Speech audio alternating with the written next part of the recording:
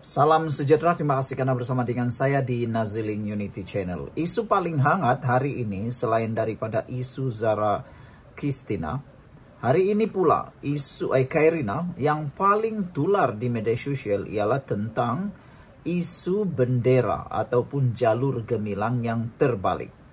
Hari ini kita dikejutkan dengan berita bahwa jalur gemilang terbalik.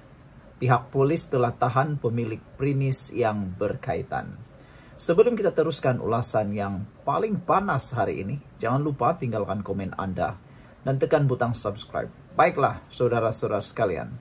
Orang paling lantang bercakap tentang isu bendera terbalik ini sekarang ialah pembangkang dan juga Akmal Saleh. Beliau seakan-akan tidak dapat menyurutkan kemarahan beliau apabila isu bendera terbalik berlaku lagi. Siapapun marah. Saya pun tidak suka dengan isu bendera terbalik kerana itu adalah isu maruah negara.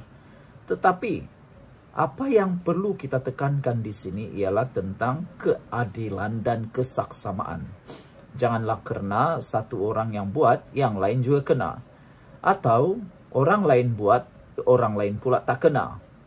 Itulah yang paling kita elak-elakan. Hari ini telah disahkan polis menahan seorang lelaki berhubung insiden jalur gemilang dipasang secara terbalik di Pulau Pinang. Pemangku Ketua Polis Pulau Pinang, Muhammad Alwi Zainal Abidin maklumkan ketasiasatan akan dirujuk kepada timbalan pendakwa raya esok. Tapi yang mengejutkan kita hari ini ialah apabila isu jalur gemilang cuai, silap tidak boleh lagi diterus jadi kebiasaan. Yang ini saya setuju. Semua orang rakyat Malaysia haruslah tidak cuai lagi isu tentang bendera. Takkanlah sampai tua pun bendera masih terbalik. Kan? Kena pastikan sebelum dikibarkan, lihat dulu sebelum dikibarkan terbalik atau tidak. Tapi yang mengejutkan kita hari ini, sebuah tadika milik PAS pula lah pasang jalur gemilang terbalik. Yang ini kita nak tunggu pula. Apa pula komen dan apa pula reaksi daripada Akmal Saleh dan pembangkang khususnya PAS isu jalur gemilang dipasang terbalik. Kata netizen, kalau pemilik restoran yang telah didakwa tidak sengaja mengibarkan jalur gemilang itu telah pun ditahan dan disoal siasat, dan telah disoal siasat, apa pula tindakan yang akan diambil? Apa pula akan tindakan diambil terhadap tadika milik PAS yang mengibarkan jalur gemilang terbalik menurut laporan Harapan Daily ini? Sebelum kita teruskan ulasan yang hebat pada petang ini, jangan lupa tinggalkan komen Anda dengan tanda pagar jangan pasang terbalik. Sekarang saya perkenalkan dulu kepada Anda semua. Ini terapi imun Transovector for Life. Terapi imun yang meningkatkan imun badan kita, mendidik imun badan kita menjadi bijaksana dan kuat. Terapi imun ini memberikan imun badan kita kembali menjadi hebat, kembali seperti tugasnya yang asal, yaitu mempertahankan dan melindungi diri kita daripada dalam. Secara umum dan ringkasnya, apabila imun badan kita jadi lemah, bodoh dan tidak bertindak seperti sewajarnya, kita mudah kena penyakit, berulang-ulang kena penyakit, badan jadi lemah, dan akhirnya penyakit berakar dalam tubuh badan kita. Tapi apabila imun badan kita dididik, diajar, dan dijadikan kuat serta seimbang dalam tubuh badan kita, kita jadi kuat, sehat, melawan penyakit. Cepat dapatkan produk ini melalui nombor telefon saya yang tertera, dan ingat produk ini lulus KKM, diperakui oleh dokter-dokter di seluruh dunia, dan paling penting ini adalah halal. Dapatkannya sekarang, mungkin ini jalan yang Tuhan tunjuk untuk Anda mendapatkan kesehatan Anda semula. Baiklah saudara-saudara sekalian, bulan sambutan kemerdekaan negara seolah-olah menjadi musim pemasangan jalur gemilang terbalik. Tidak terkecuali dalam kawasan pusat asuhan tunas Islam pasti yang dimiliki PAS. Tular di media sosial gambar yang telah dirakam dari dalam kenderaan memaparkan pemasangan bendera kebangsaan yang mengaibkan itu di sebuah pasti terletak di Kuala Selangor. Ekoran itu rata-rata mempersoal pendirian penyokong pembangkang yang sebelum itu begitu garang melihat beberapa kejadian pemasangan jalur gemilang terbalik.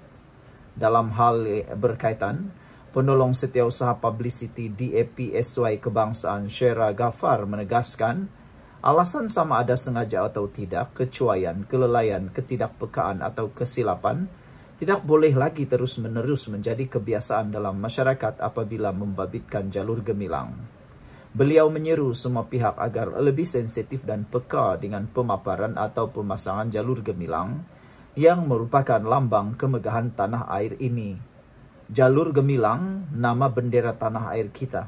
Ia sepatutnya dijadikan lambang kehormatan, perpaduan dan keharmonian negara ini, bukannya terpalit dengan perbalahan, apalagi perpecahan dalam kalangan masyarakat, katanya menurut kenyataan.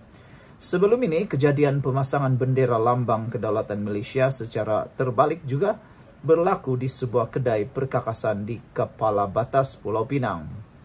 Bagaimanapun, pemilik premis tersebut, Pang Chin Tian, 59 tahun, berkata dia tidak perasan jalur gemilang dipasang secara terbalik oleh pekerjanya sebelum dia menaikkan batang besi tersebut. Sekian untuk kali ini. Jangan lupa tinggalkan komen Anda, tekan butang subscribe. Bye-bye. Salam sejahtera, terima kasih karena bersama dengan saya di Naziling Unity Channel. Ini satu lagi perkembangan berkait dengan kes Zara Khairina. Kes Zara Khairina kini menjadi tular dan banyak berita palsu yang menular. Jadi, saya cuma menyampaikan kepada Anda apa perkara sebenarnya yang berlaku dan perkara yang bukan fitnah, bukan palsu.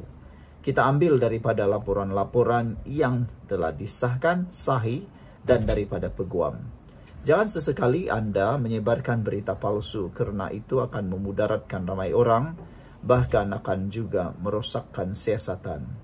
Hari ini, tular kononnya jeritan minta tolong daripada suara Zara Khairina. Sebenarnya menurut peguam, laporan peguam ialah jeritan minta tolong bukan suara Zara Khairina. Jangan sebar fitnah. Itu nasihat peguam dan pengakuan terkini daripada peguam. Jadi saudara-saudara sekalian, peguam kepada keluarga Allahyarham Zara Khairina Mahathir menafikan jeritan meminta tolong dalam satu rakaman video yang tular adalah suara arwah. Itu bukan suara arwah, kata peguam. Hamid Ismail berkata dakwaan berkenan adalah fitnah dan orang ramai diminta tidak menyebarkan perkara seumpama itu. Ada tular dalam TikTok mengenai rakaman video perempuan menjerit-jerit. Itu bukan Zara. Netizen jangan menyebarkan perkara fitnah. Kita tidak mahu ada orang difitnah. Sokonglah Ibu Zara yang emosinya sedang tertekan ketika ini, katanya, kepada pemberita di perkarangan Hospital Queen Elizabeth di sini hari ini. Saudara, berhentilah terpengaruh dengan kes-kes penyebaran berita palsu. Yang paling tidak seronok ialah ramai sekali yang menunggang isu ini. Pempengaruh nak tunggang, pempengaruh politik nak tunggang, semua pun nak tunggang. Mereka paling suka memanaskan keadaan bukan menyelesaikan masalah.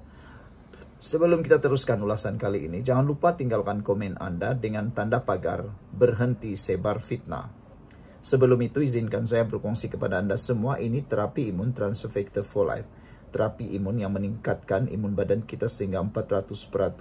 Secara umum dan ringkasnya, apabila imun badan kita lemah, apabila imun badan kita jadi bodoh, apabila imun badan kita memberontak dari dalam, hidup kita sengsara dan tidak juga akan sembuh daripada penyakit. Penyakit berakar dalam tubuh badan kita kerana imun badan kita tidak mengenal mana satu lawan, mana satu kawan. Tapi dengan imun badan yang dididik oleh transfer factor terapi imun ini, ianya akan menjadi bijaksana, kuat dan menghancurkan, menghapuskan akar penyakit yang ada dalam tubuh badan kita dengan serta-merta. Imun badan kita yang kuat menjamin kesejahteraan hidup kita. Cepat dapatkan produk ini melalui nombor telefon saya yang tertera dan produk ini lulus KKM, diperakui oleh dokter-dokter di seluruh dunia dan juga halal. Dapatkannya sekarang. Saudara, ada satu rakaman tular di TikTok mengenai kononnya rakaman video perempuan menjerit-jerit. Itu bukan Zara. Netizen jangan menyebarkan perkara fitnah. Kita tidak mahu ada orang difitnah. Sokonglah Ibu Zara yang emosinya sedang tertekan ini, kata peguam tersebut. Saudara-saudara sekalian, yang lebih mengejutkan kita ialah sebelum ini satu rakaman video hanya mengandungi suara perempuan menjerit meminta tolong yang dikaitkan dengan kes kematian Zara Khairina 13 tular dalam media sosial. Sebelum ini, peguam keluarga arwah turut mengeluarkan kenyataan meminta pengguna media sosial menghentikan penularan spekulasi gambar, video, dan maklumat peribadi pelajar sekolah yang dikaitkan dengan kes kematian Zara Khairina. Rabu lalu, Hamid bersama rakan guamnya, Sahlan Jufri, meminta agar semua bahan yang dimuat naik dalam media sosial itu dipadamkan. Kepada mereka yang telah melakukan perbuatan penyebaran tidak senonoh itu di atas, kami memohon agar memadam video dan gambar terbabit. Spekulasi hanya akan menambah tekanan dan kesedihan kepada anak guam kami, katanya. Mereka turut meminta mana-mana individu yang mempunyai maklumat mengenai kes berkenan untuk menyalurkannya kepada pihak polis bagi membantu siasatan.